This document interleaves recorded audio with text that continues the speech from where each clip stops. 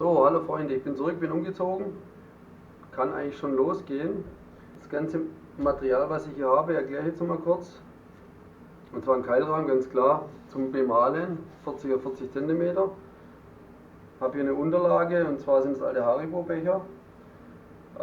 Ganz gut finde ich jetzt einfach, wenn die Farbe nachher verläuft, dann hat man ein bisschen ein Auffangbecken, weil es gibt doch eine riesen Sauerei.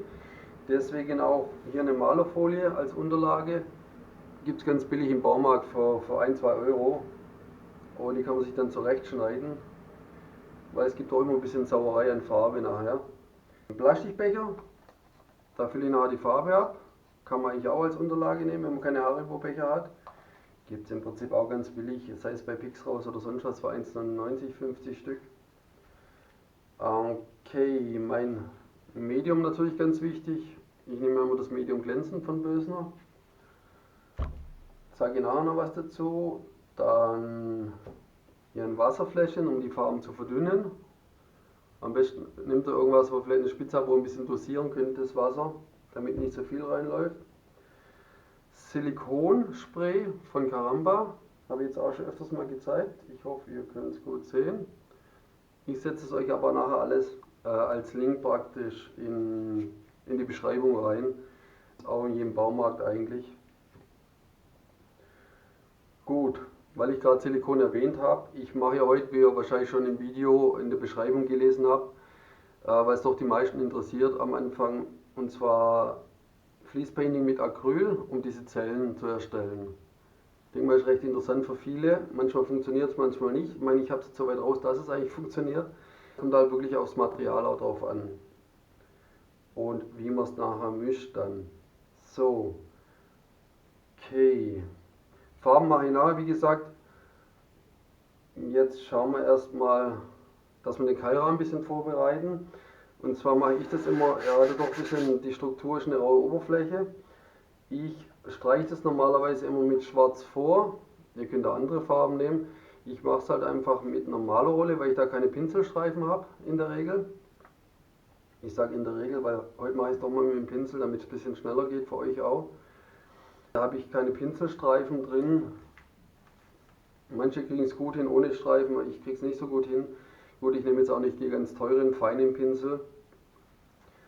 Deswegen Handschuhe natürlich, weil ihr könnt es auch ohne Handschuhe machen, ist eigentlich nicht giftig die Farbe, aber ja, muss nicht sein, ne, dass man sich die Finger so versaut. Gut, also schaut wie gesagt, dass der Pinsel etwas feucht ist, dann verstreicht sich die Farbe besser. Ich mache jetzt wieder schwarz. Lass immer ein paar Tropfen drauf auf die Stellen. Dann schauen wir mal, ob das reicht. Ich denke mal, ich würde diesen Punkt hier etwas verschnellern, damit ihr das nicht so ewig zugucken müsst, wie ich jetzt den Rahmen schwarz anmale.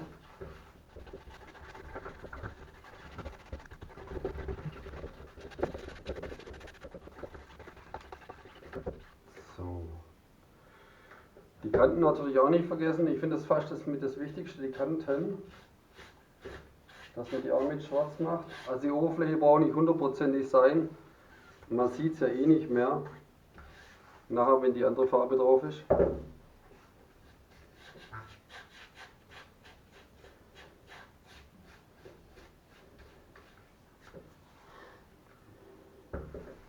Vielleicht auch noch einen kleinen Tipp, wenn ihr das mit der Malerrolle macht, kann es sein, dass es etwas raue Oberfläche gibt. Könnt ihr aber mit ganz feinem Schleifpapier ein bisschen glatt schleifen und wird dann auch glatt.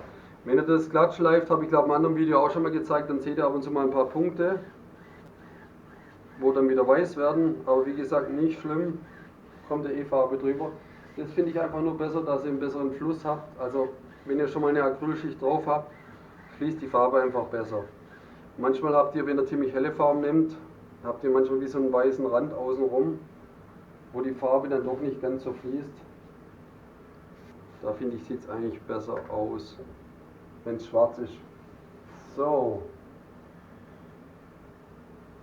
Jetzt können wir natürlich warten, bis die Farbe trocken ist, oder wir können sagen, dass wir einfach einen Heißluftföhn nehmen geschwind. Grün ein bisschen trocken. Okay, da steht schon was drauf. Nichts in der Sache.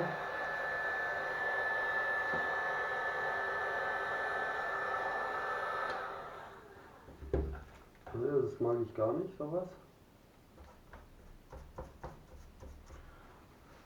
Schleimpinsel. Ja, aber ist nicht schlimm. Du machst es einfach mit dem Heißluftföhn trocknen etwas.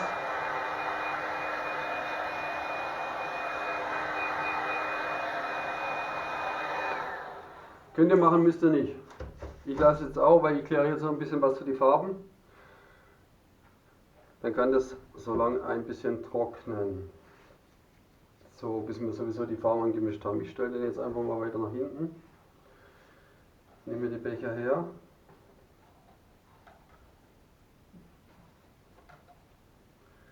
Ich habe jetzt mal 6 Becher vorbereitet, wenn ich richtig gezählt habe, weil ich auch 6 Farben habe. Und zwar zu den Farben. Da gibt es halt auch ja, Farben sind Geschmackssache, sag ich mal. Aber ich finde halt immer, um ein schönes Bild zu machen, müsst ihr immer aufpassen, dass ihr wirklich helle und dunkle Farben nehmt, damit ihr ein bisschen Kontrast drin habt. Also je mehr Kontrast, umso spektakulärer wirkt das Bild dann nachher auch. Wenn man jetzt einfach nur, keine Ahnung, Violetttöne nehmen sollte, helles Violett, dunkles Violett oder was, da fehlt irgendwie der Kontrast dann. Ne? Zum Beispiel weiß oder was. Was ich eigentlich vorbereitet habe, ist jetzt Violett. Ein ganz neu jetzt mal Olivgrün hell. Wollte ich jetzt auch mal mit ausprobieren. Dann mein Kaminrot, dann ist das auch mal leer. Ich hoffe, die Farbe reicht noch. Und habe jetzt echt gelb hell primär genommen. Dann wie gesagt für den Kontrast natürlich auch nochmal weiß, also Titanweiß ist das. Und meines Wissens nach steht jetzt wieder nichts drauf, also ganz normales Schwarz. Okay, gut vorbereitet. Gut. Medium wichtig, weil mit dem Medium fange ich eigentlich immer an. Ich mache das so, jetzt passt mal auf. Ich werde jetzt vielleicht die Kamera mal umstellen, damit ihr das besser sehen könnt. Dann bin ich nämlich gleich wieder zurück. Einen Moment. Und schon bin ich wieder da und ich habe die Kamera jetzt einfach mal runtergestellt, damit ihr auch meine Becher schön seht und wie ich das oder wie viel ich da einfülle. Also für so ein 40 auf 40 sage ich jetzt einfach mal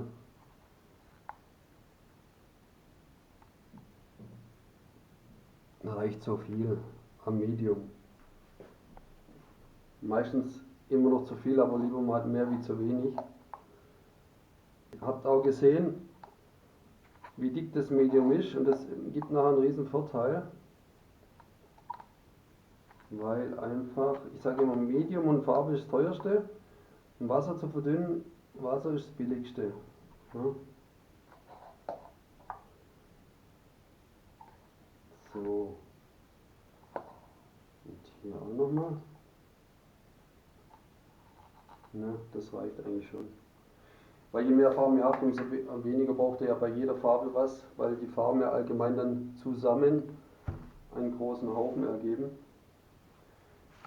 Dann fange ich einfach mit Schwarz an, dass ihr auch mal seht, wie viel Farbe ich nehme. Also ich mache das immer nach Pi mal Auge oder Pi mal Daumen. Ich lasse da immer eine Wurst, sage ich einfach mal. Das reicht schon voll und ganz. Ihr braucht also wie gesagt gar nicht so viel Farbe. Weiß sieht man natürlich beim Medium schlecht. Seht aber auch mal, dass die etwas dünner ist. Da gibt es halt auch mal noch Unterschiede.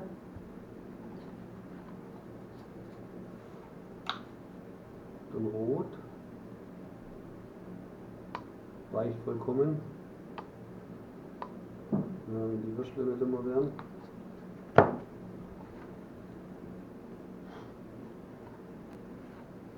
Dann dieses Olivgrün.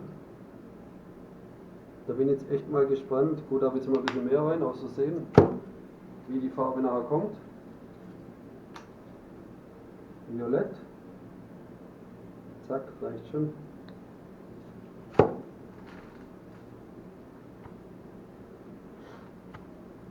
dieses Echtgel-Hell primär. Also setzt euch nachher in die Beschreibung einfach rein, wie die Farben heißen oder wo die zu finden, wo man die Farben auffindet, sagen wir es mal so. Bei Bösen ist zum Beispiel ein Link. Jetzt hole ich mir geschwind ein Rührwerkzeug, das habe ich nicht vergessen. Also Rührwerkzeug nehme ich einfach so Plastikmesserchen. Ihr könnt einen Pinsel nehmen, ihr könnt, keine Ahnung, es gibt ja diese Holzstäbchen für Kaffee, bis auf diese breiten, was ihr vielleicht in den anderen Videos mal gesehen habt, das sieht ja aus wie so, wie soll ich sagen, so, ja, beim Arzt diese Munddinger, wo man A sagt, habe ich noch nicht gefunden, muss ich wirklich noch mal suchen. Ich nehme halt jetzt die Messerchen. So, ich zeige es jetzt mal hier, jetzt nehmen wir einfach mal die Farben an. Ihr seht dann einfach, ich hoffe ihr könnt es gut sehen. Ich drehe es mal um, dass ihr es seht. Sehr dickflüssig.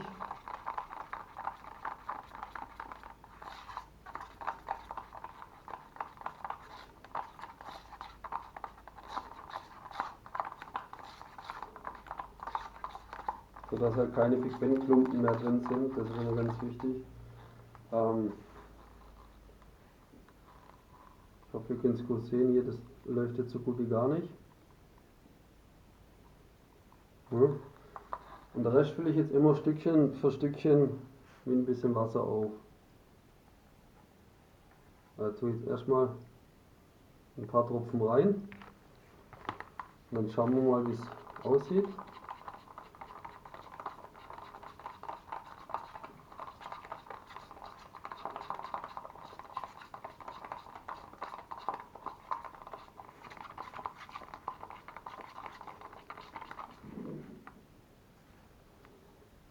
Noch ein bisschen Wasser.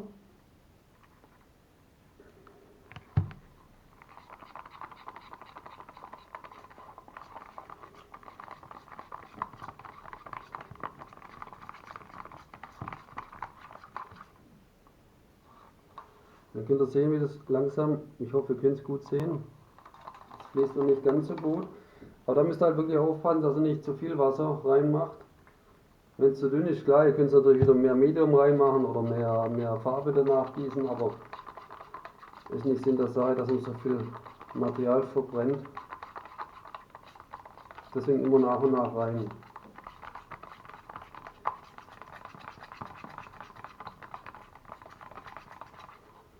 So.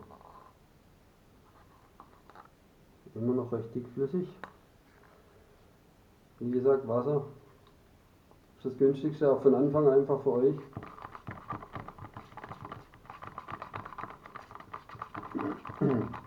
Es gibt ja von Bösen auch ein Flutmedium ganz neu.